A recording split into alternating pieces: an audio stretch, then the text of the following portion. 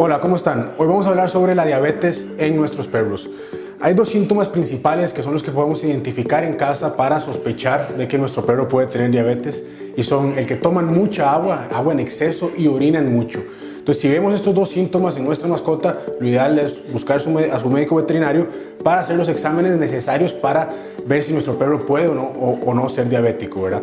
Si nuestro perro es diabético, hay dos factores muy importantes. Primero, manejar los niveles de insulina o los niveles de glucosa en sangre, que eso siempre tiene que ir de la mano junto con su médico veterinario para poder llegar a una dosis a donde nuestra mascota se mantenga con niveles de insulina normales durante el día. Y otra parte muy importante es la dieta y el ejercicio.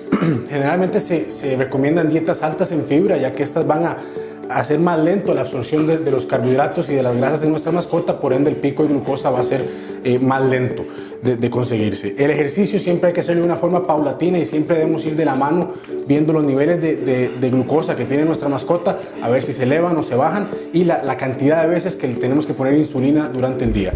Muchas gracias.